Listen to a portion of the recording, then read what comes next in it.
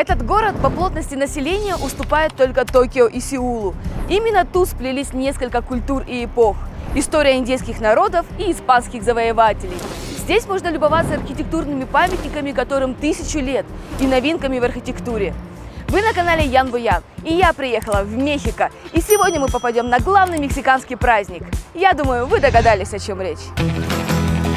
Что меня в Мехико поразило, а что сильно подкосило? На Краснодарском пляже продают вкуснее. Бегает, ползает и даже летает. Чем мексиканцы лакомятся на обед или ужин? Какая гадость! Ходячие мертвецы и фотографии с самой смертью. Кричать и плакать не положено. Как местные пекари стригут прибыль, пока горячо. Я испекла праздничную сдобу и узнала секретный ингредиент, подогревающий популярность хлеба мертвых.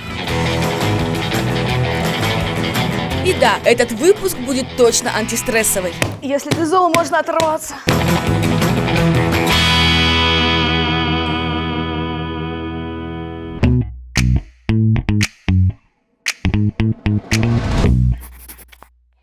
La vibra en la disco nunca va a bajar. La vida del party pa' mí es saquear. Como ese cuerpo como si fuera candy. Es cara de flow y no tiene ni Fendi. La más buena en la familia viene mi baby Kylie. Pon tu nombre en mi silueta, llámame Andy. A los flow, Toy Story. Y si me enamoro, baby, sorry.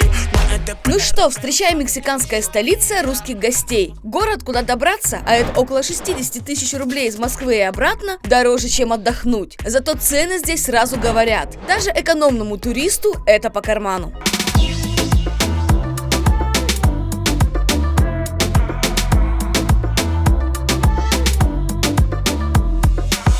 Но где же бесстрашные ковбои и женщины в красочных платьях? Эх, не такой я себе представляла Мексику. Одни стеклянные высотки и очень много машин.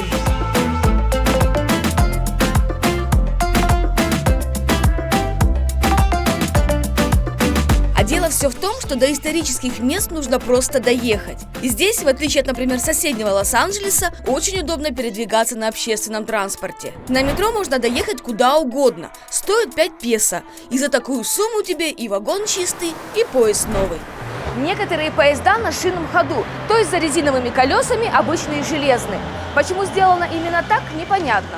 Если вы знаете, напишите в комментариях, это очень интересно. А еще первыми 2 или 3 вагонами могут пользоваться только женщины и дети.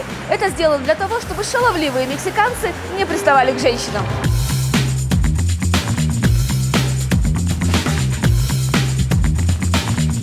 Главное не запутаться в подземке. Хорошо, что есть карта метро, только вот ничего не понятно. Но это на первый взгляд. У метрополитена Мехико есть особенность, которую я еще нигде не встречала. Все названия станций дублируются графическими изображениями в виде животных, людей, растений и прочими логотипами. Делается это для тех, кто до сих пор не научился читать. В 60-х годах таких людей было много, да и сейчас есть. Ну а мне, как туристу, который не знает испанского, это очень удобно.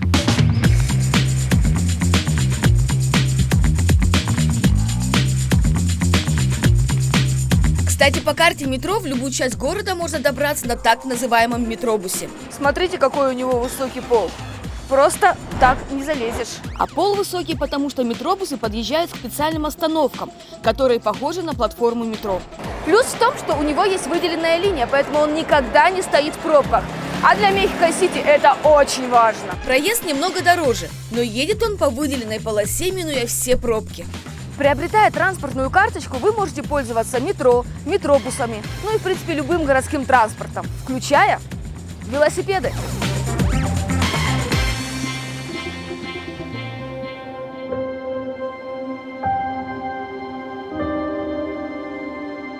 И вот я на месте, на северо-востоке в 50 километрах от центра города. А начинаю свое путешествие отсюда, потому что это один из самых древних городов Америки.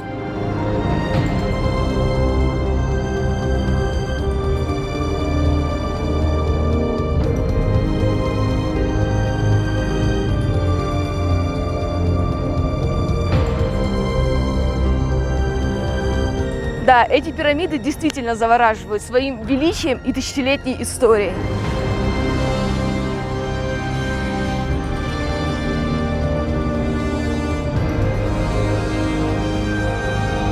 Представьте, первые люди поселились здесь в 3 веке до нашей эры. Это был крупнейший экономический центр, куда стремились астрономы, торговцы и просто работяги за лучшей жизнью. И так как все были язычниками, они построили 2 храма в честь Солнца и Луны, где приносили жертвы богам для хорошего урожая. Храм Солнца состоит из 5 ступеней. Считается, что каждая ступень строилась 52 года, и строительство заканчивалось к празднику Нового огня. Этот праздник отмечали, когда созвездие Плеяды было ровно над пирамидой. Получается, этот храм строили где-то 260 лет.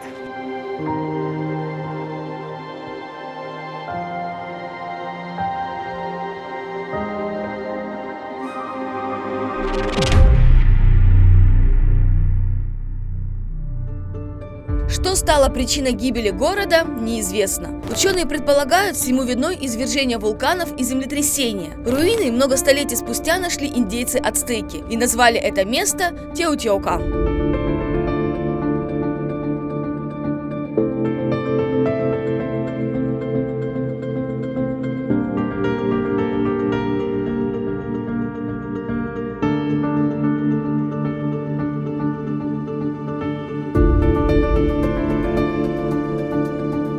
Это место, где человек превращается в Бога. Именно так переводится с языка нуаткаль слово Теотиокан. Так ацтеки называли эти места. Кстати, считается, что до ацтеков здесь жили великаны, которые построили эти пирамиды. Стоп! Какие еще великаны? Ну, конечно, никаких великанов здесь не было. Просто раньше здесь водились мамонты. Ацтеки нашли их кости и пугали ими испанцев, рассказывая страшные истории. Кстати, ацтеки, увидев полуразрушенные храмы Луны и Солнца, решили, что здесь родилась Вселенная. Поэтому верили, если в этом месте поаплодировать, нахлопаешь себе богатство.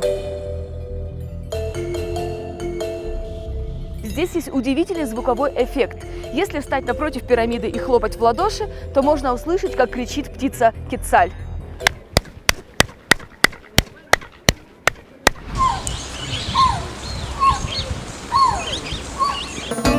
Эта птица, как считали ацтеки, приносила деньги и власть. Индейцы индейцами, ну а я своими аплодисментами собрала вокруг себя только местных продавцов свистулек. Они очень громкие, они просто из всех углов раздаются, и все равно пугаешься. Не, мы не будем брать. На что тратиться не нужно точно, так это на шоу. Зажигательные танцы под латиноамериканские мотивы.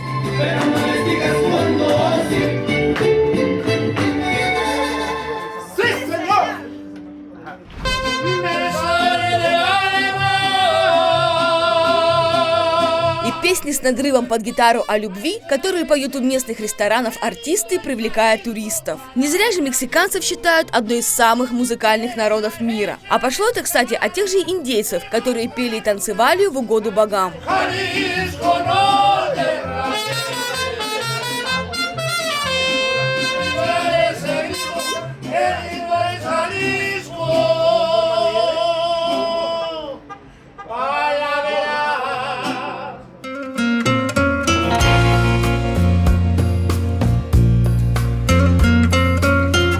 Двигаемся дальше, от язычества к христианству. А теперь буквально на минуту-полторы отвлечемся от Мексики и перенесемся почти за 10 тысяч километров отсюда, в Чехию.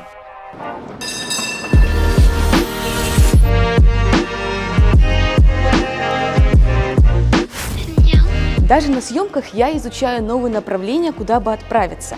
И один из возможных вариантов – Прага. И вот что я выяснила. Чаще туда ездят уже не только за впечатлениями. В самом сердце Европы можно жить и учиться. Причем абсолютно бесплатно. Возраст, гражданство, школьные оценки, результаты ЕГЭ не имеют никакого значения.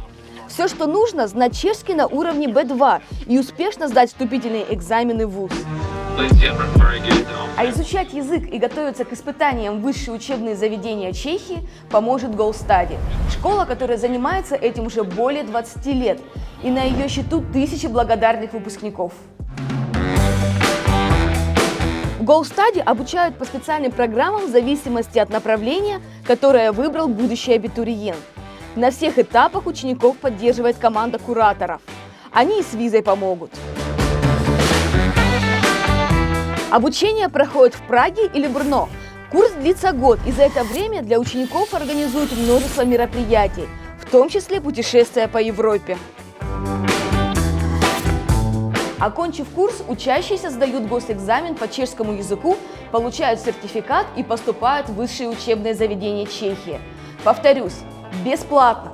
То есть по факту нужно оплатить год изучения чешского в GoStudy и в путь.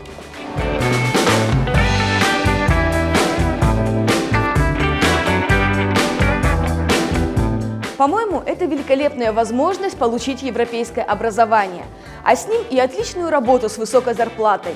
Все подробности о языковых курсах и программах обучения на сайте GoStudy. Переходите по ссылке в описании и меняйте свою жизнь к лучшему.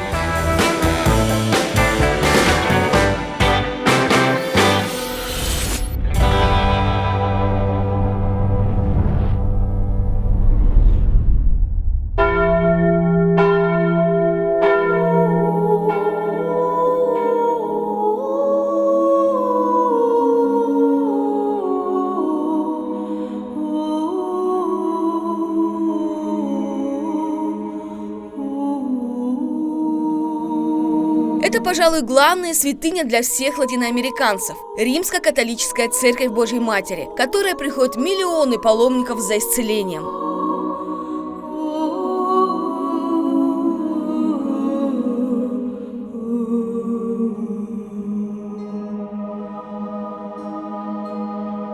По легенде, в 16 веке Пресвятая Дева спустилась с небес, чтобы люди поверили в чудо и построили в ее честь храм. Образ святой увидел местный крестьянин Хуан Диего, которого она попросила собрать розы, растущие на камнях, чего быть не могло, и отнести их священнослужителю. Хуан Диего удивился, но сделал. И когда он развернул накидку с цветами, на ней появился образ Девы Марии. В итоге епископ уверовал, язычники добровольно крестились, а на месте, где распустились розы, построили храм.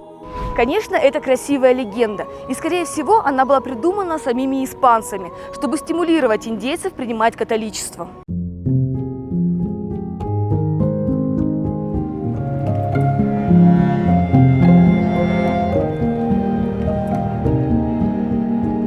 В итоге сегодня по числу воцерковленных Мексика уступает только Бразилии. Вдумайтесь, 86 миллионов, а это почти 100% жителей, верующие. И насколько сильно весь мир увидел, когда Папа Римский приехал в эту страну, где его буквально заобнимали и чуть не сбили с ног.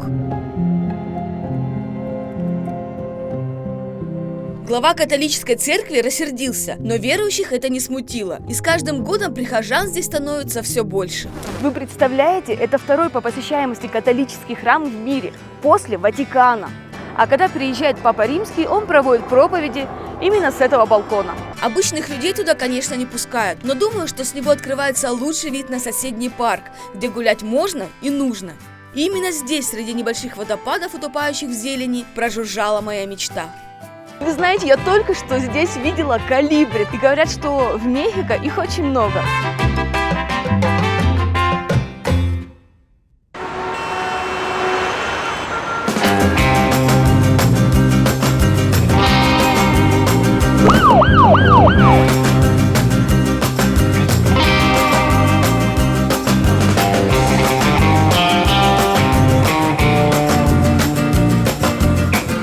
Уставшая и одухотворенная, я отправляюсь перекусить. И в каждом уголке этого города, как, например, в России перед Новым годом, все украшено бумажными гирляндами. Правда, с оттенком смерти.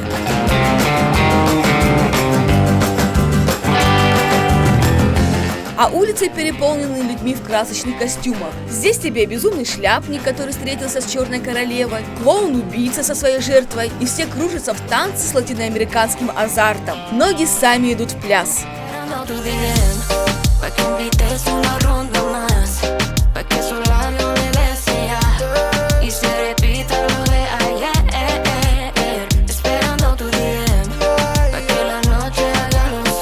Шага по центральной улице я сделать не успеваю, как попадаю на стихийный рынок уличной еды. И на каждом углу кукуруза, кукуруза, кукуруза. Царицу полей здесь варят и жарят, делают из нее сладости и каши. И это понятно, ведь благодаря солнечной погоде она вырастает здесь до огромных размеров. Кстати, путешествие сладких початков по миру началось еще в средние века, когда в Америку пришли испанские завоеватели. Побывать на родине этой культуры и не попробовать ее я просто не могу. все, боже мой, сколько майонеза. Зачем столько? Что там творят, я не представляю. Да, такое я точно еще не пробовала.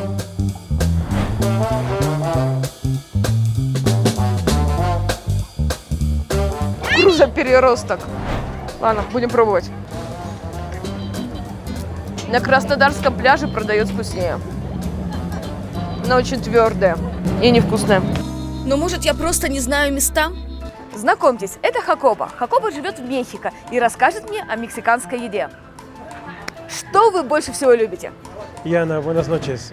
Наше национальное блюдо – позоле. Это суп с большими кусками кукурузы. А еще салат эскитос с вареными кукурузными зернами, чили и лаймом. Опять кукуруза. Хоть местные говорят, что это очень вкусно, но может есть что-то посытнее? Generalmente Тогда вам стоит попробовать тако. Это кукурузная лепешка, в которую можно завернуть мясо, морепродукты, овощи, все, что хотите.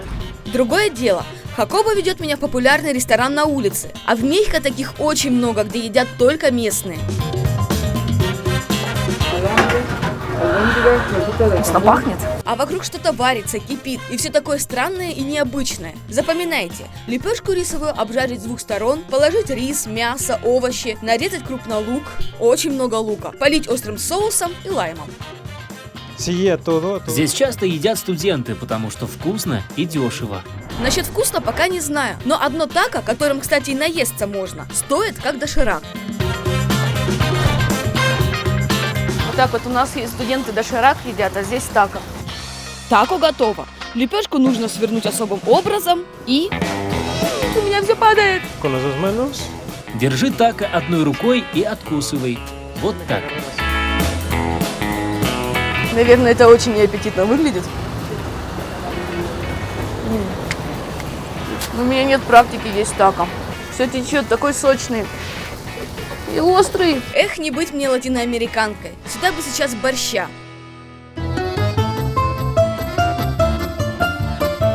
Все, приглашаем мексиканца в русский ресторан «Колобок». Но как еще можно было назвать кусочек отечества в Америке, где среди березок и самоваров притаились пауки и скелеты, напоминая, что ты все-таки в Мексике? Ох, здесь русский дух, здесь Русью пахнет. Как тебе такое, сеньор Хакоба? Солянка, голубцы, которые подали почему-то с картофельным пюре, одним словом мексиканцы. А еще селедка под шубой, куда без нее. Бутерброд со шпротами и квас. Дальше просто смотрите на реакцию. Tiene crema. Что это плавает? Вообще это должна быть сметана либо майонез обычно.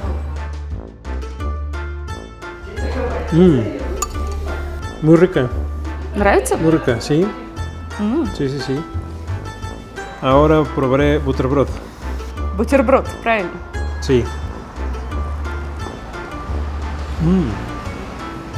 Честно, нравится?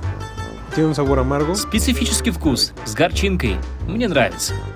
Y es- Что это? Это салат. Такая соленая рыба, картошка, свекла, морковь, смешанная с майонезом. Ну нахер.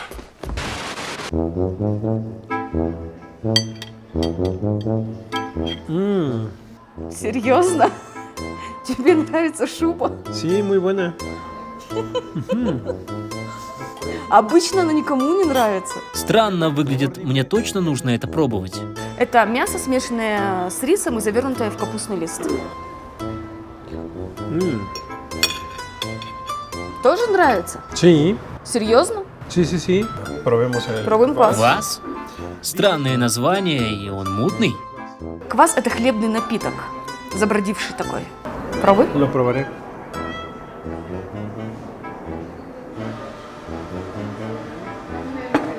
Как вы это пьете? Не нравится? No, no, no, no. В итоге ужин нам стоил как 30 тако. Вот тебе и ностальгия по родине. Идем дальше, ведь завтра меня ждет большое приключение.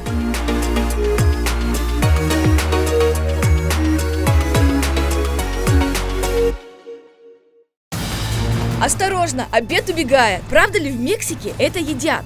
Симпатичная. И тебя съедят. Скелеты, мертвецы и души в гостях. Неужели мексиканцы все это всерьез?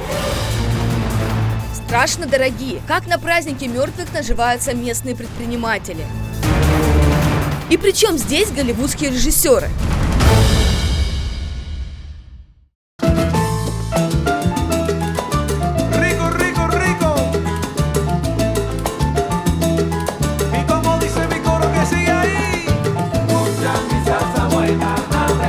День мертвых начался. Мексиканцы уверены, смерть – это продолжение жизни, только в загробном мире. А в праздники души покойных родственников возвращаются домой. Поэтому горожане надевают лучшие карнавальные костюмы и выходят на городской парад. Вы не представляете, в каком я предвкушении, как я давно хотела его увидеть.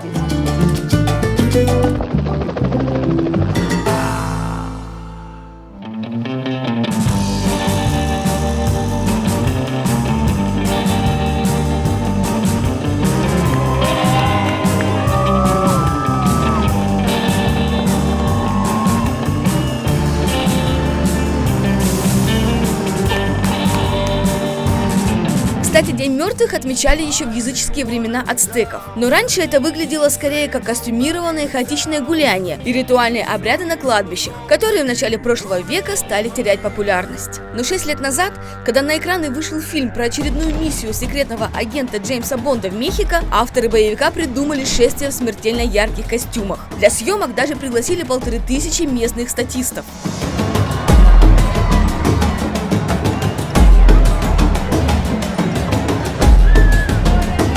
Думаете, мексиканцы обиделись за вольную интерпретацию режиссера? Нет!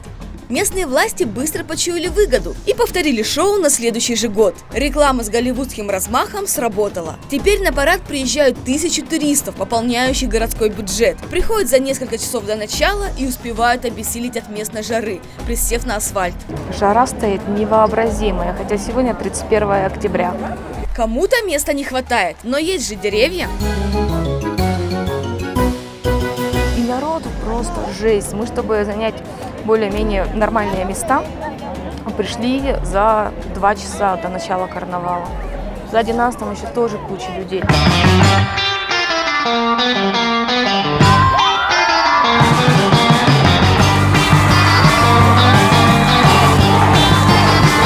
Парад длиной 8 километров. Тут тебе мертвые дамы в платьях, скелеты, сатана, какие-то непонятные звери с антеннами на головах. В общем, вся нечисть. Чувствую себя героиней известного мультфильма «Тайна Коко» в мире мертвых. Надо слиться с толпой.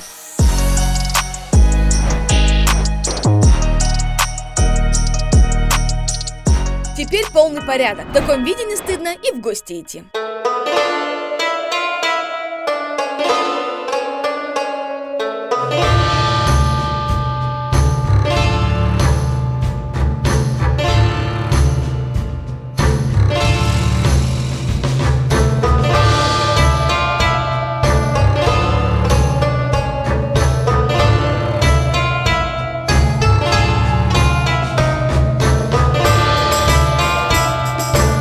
Местные жители оставляют открытыми двери, чтобы люди любовались на их алтари, или как их еще называют, офренда.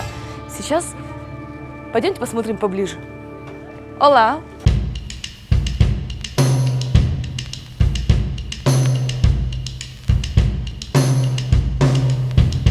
Оказывается, в каждом доме в праздники ставят вот такой вот алтарь в честь умершего родственника. Мексиканцы верят, что это сооружение буквально открытая дверь, через которую души раз в год приходят в мир живых. А зачем так много еды?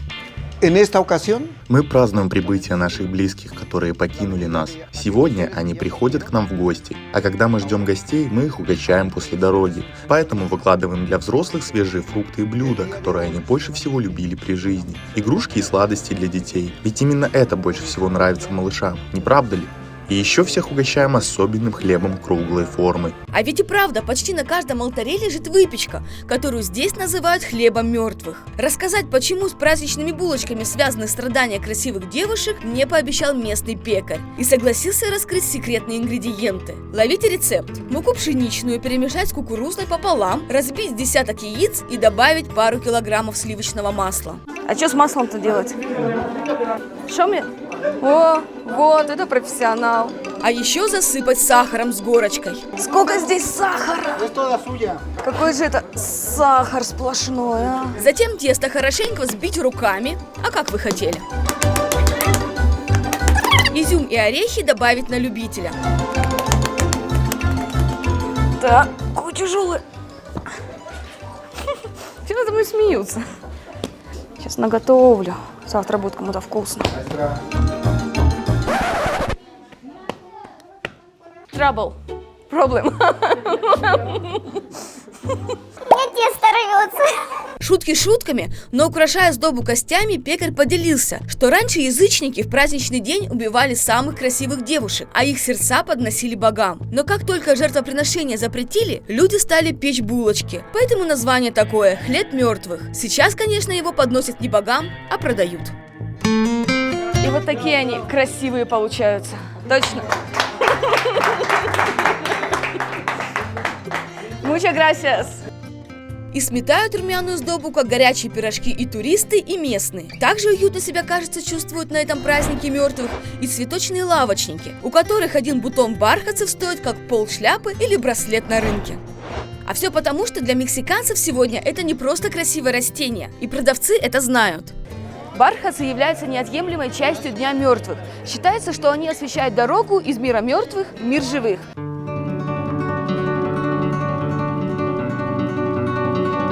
Поэтому мексиканцы скупают золотые букеты и выставляют их на могилах. И некоторые семьи на все эти праздничные приготовления спускают двухмесячный бюджет. Тем более, что гуляют 2 дня. 1 ноября поминают души умерших детей, 2 – взрослых.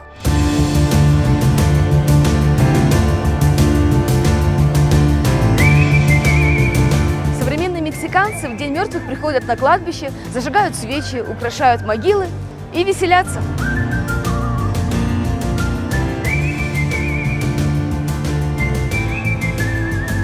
И на костюмы, видимо, тоже не скупятся. Кстати, как часто вы задумываетесь о том, грамотно ли тратите свои деньги? А может быть, давно хотите выгодно вложиться? Для этого, к слову, не нужно быть богатым инвестором. Достаточно иметь небольшую сумму, которая поможет зарабатывать, в том числе на путешествия. Это и много чего еще из мира финансов я узнаю на YouTube-канале, который называется «Главный инвестор». Тут топ-менеджеры делятся новостями, трендами, личным опытом инвестирования. Все очень доходчиво, так что поймет любой. А главное, никакой дезинформации. Ведущему Андрею Шеметову точно можно доверять, ведь он, на секундочку, старший вице-президент Сбербанка. Вот один из последних выпусков. Ведущий и его гость обсудили, как устроен профессиональный трейдинг. Из этого ролика, в частности, можно узнать, какие бумаги клиенты Сбера выбирают чаще всего, какие качества нужны, чтобы стать трейдером, и чем такой специалист отличается от инвестора. В общем, масса полезной информации для тех, кто интересуется темой финансов и инвестиций. Так что переходите по ссылке и подписывайтесь на канал «Главный инвестор». Ну и, конечно, не забывайте ставить лайки и писать комментарии. Даже таким серьезным блогерам, как Андрей Шеметов, это очень важно.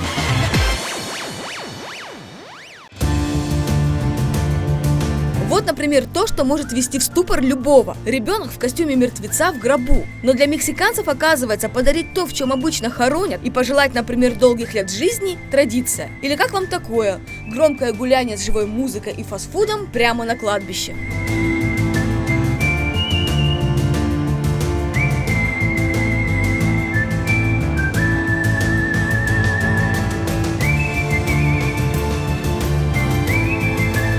Смотрите, сколько желающих сфотографироваться со смертью.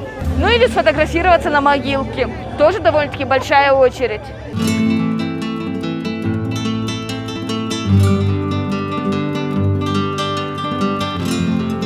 Кстати, испанские конкистадоры пытались искоренить этот праздник, запрещая индейцам его отмечать. Но вера была так сильна, что им этого не удалось сделать. Единственное, до чего смогли договориться, это перенести День мертвых ко Дню всех святых на 31 октября. Раньше же День мертвых отмечали в августе. В итоге гулять стали на обоих континентах в одно время. Только, например, в Штатах с оттенком ужаса перед смертью, а здесь удивляют туристов как могут страшным позитивом или, например, платными аттракционами на Ватусе. Порода коров такая. Вот это неожиданно. Честно признаться, такого животного я еще ни разу не видел вживую. Вот это красавчик. Обязательно надо его снять. Ну, естественно, не забывайте подписываться на мой инстаграм. Там действительно всегда очень много интересного. Я показываю то, что не могу, не успеваю показать в ролике. Так что жду вас там. Муа.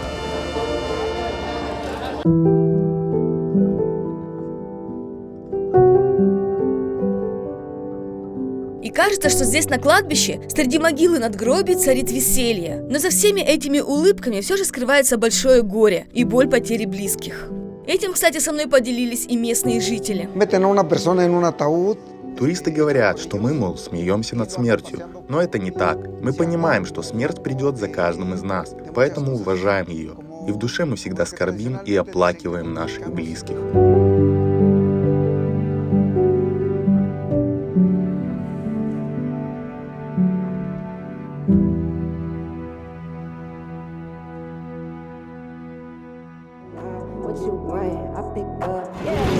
Love when it's only gon' ring. I'm putting on my team. Money come flowing, no sink. Spring, spring, spring, spring. Double cup, cup my drink. Love my little baby, no leak. I be counting money, no sheep. Мексиканцы и правда могут занять первое место в мире в конкурсе «Удивительные», которые, несмотря на все войны, хранят традиции праздника 3000 лет. И также бережно они относятся и к вековым зданиям. Например, к площади Конституции, которая находится в самом центре города.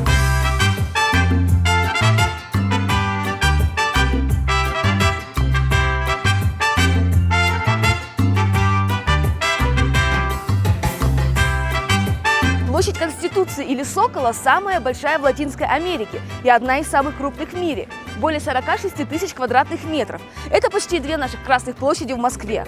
По центру мощный флагшток, на котором развивается национальное знамя. И, кстати, для строительства Сокола использовались камни с руин города ацтеков. А кафедральный собор так вообще возводили еще испанские завоеватели из груды камней, разрушенного ими же языческого храма богу войны. Впрочем, здесь куда ни посмотри, дома из 15-17 веков. Чувствуешь себя как в бесплатном музее под открытым небом. Просто ходи и смотри.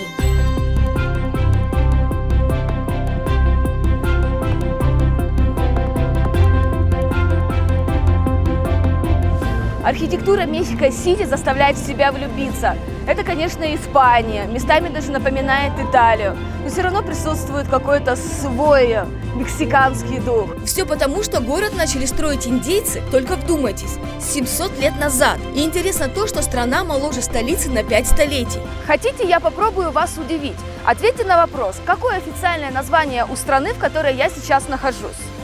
Я думаю, что большинство ответят Мексика. Но на самом деле официальное название – Мексиканские Соединенные Штаты. Знали об этом? Кто не знал, ставьте лайк.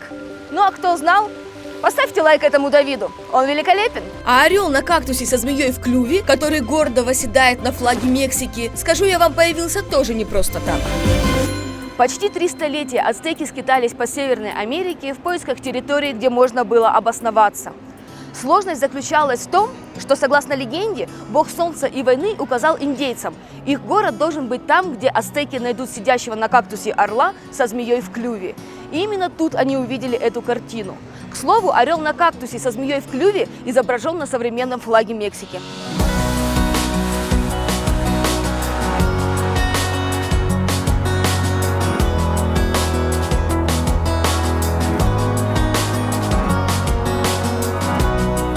Но даже те здания, которые построили 100 лет назад, из общего стиля не выбиваются. Например, столичный почтовый дворец. Архитекторы соединили в нем современное и историческое, средневековую готику и модерн. А внутри, как говорится, дорого-богато. Мрамор, лепнина и позолота.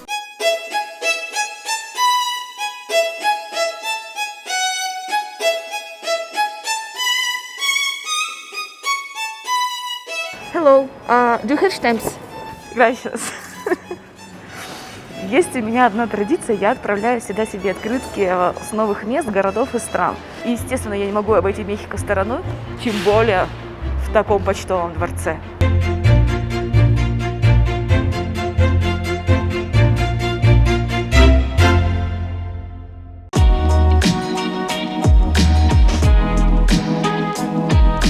А еще, гуляя по городу, меня поразило, какой он чистый. Сложно поверить, что Мехико в топе самых грязных в мире. А дело все в том, что в прошлом году столичные власти ввели огромные штрафы за мусор, брошенный мимо бака. Поэтому законопослушные мексиканцы теперь соблюдают порядок. И даже собачники, которых здесь очень много.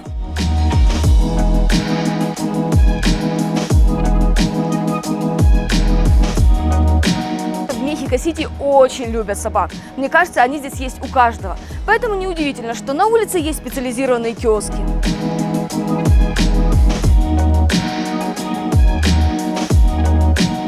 И гулять с собаками здесь разрешено везде, даже в центральных парках и скверах, которых здесь сотни. Один из них обязателен к посещению.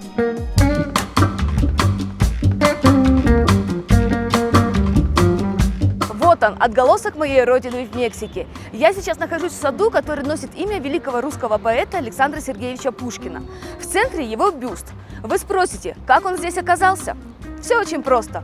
Он был подарен еще в 70-х годах прошлого века в знак дружбы между Мексикой и СССР. Кстати, его пьедестал укреплен особым образом, потому что Мексика находится на территории, где больше 70% действующих вулканов, а на дне озера океана тектонические плиты, которые постоянно двигаются. Поэтому около 90% всех землетрясений происходит здесь.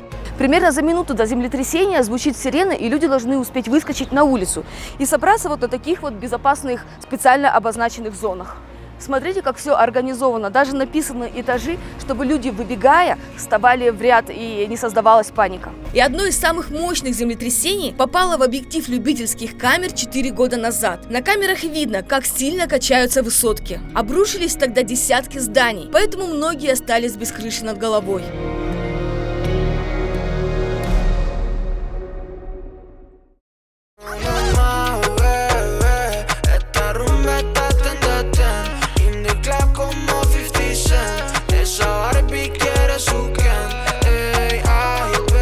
Но жизнь продолжается, и Мехико славится тем, что самые свежие и дешевые продукты можно купить на рынке, а их здесь около 300. И самый популярный – Сан-Хуан, где продают даже стейки из мяса льва. Вместо привычных нам мяса курицы, свинины, говядины, здесь можно купить мясо крокодила, мясо буйвола, мясо кабана, мясо оленя.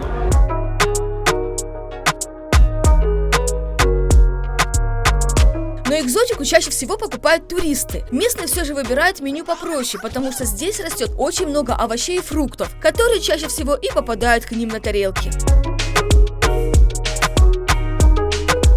Но мы же приехали за чем-то экзотическим, и рынок буквально лопается от еды, которая может убежать из тарелки. В прямом смысле этого слова. Например, огромный паук, змея.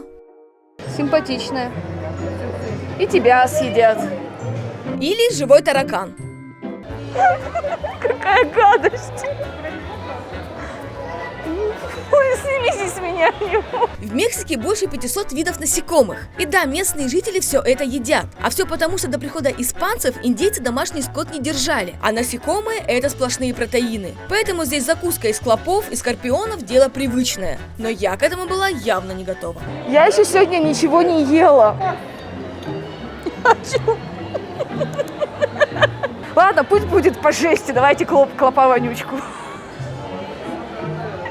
Я сама не верю, что я это говорю. На первое скорпион. Для обеззараживания алкоголь. Ладно, пошли. Ой, гадость.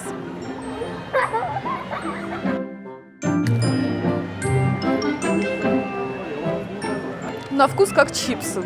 Ну, гулять так гулять. Иду на жуков. А его жевать или просто?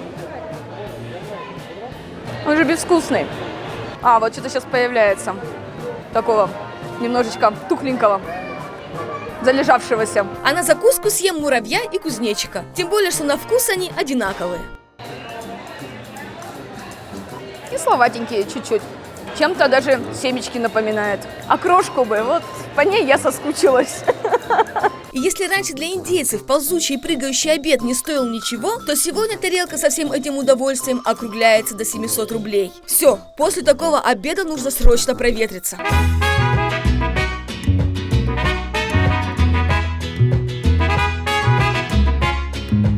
И район Сочимилька подойдет в самый раз. На языке ацтеков это место называется Сочимилька. Здесь есть огромный цветочный рынок. Но все же, в первую очередь, этот район Мехико известен древними каналами ацтеков. Здесь можно покататься на лодочках, которые называются трахинеры. Что, собственно, я и собираюсь сейчас сделать. Ола! Да, есть в этом что-то от Венеции. Только я в Мексике. И Сочемилько построили индейцы в густых тропических джунглях. Без бульдозеров прорыли реку длиной 14 километров и насыпали острова. И поют вокруг не гондольеры, а уличные музыканты мариачи. Не бесплатно, конечно.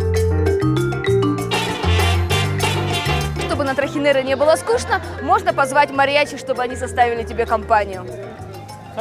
Ребята, заходите!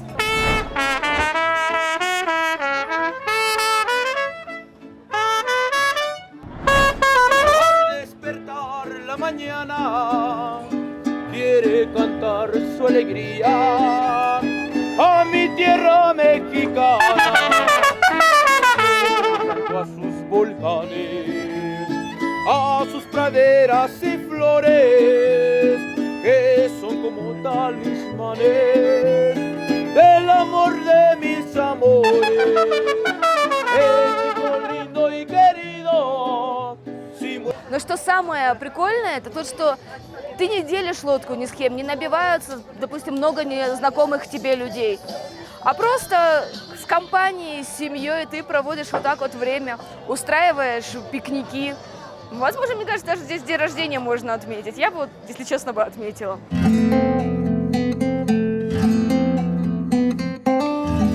Такой он Мехико-Сити, гостеприимный и улыбчивый, вечно солнечный и обжигающий острой едой. Здесь в самый скорбный день испанские потомки отмечают языческий праздник индейцев, зажигая на ярком шоу с танцами и музыкой на кладбище. Да, традиции этих людей порой пугают, но посетить этот город стоит потому что, где еще в мире вы можете увидеть парад мертвецов и скелетов?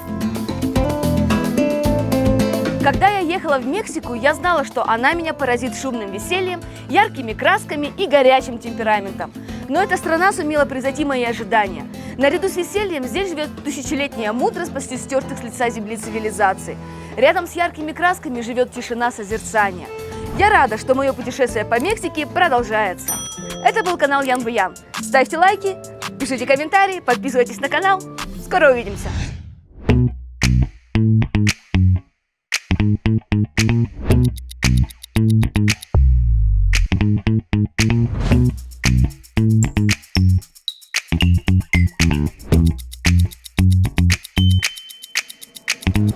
Thank you.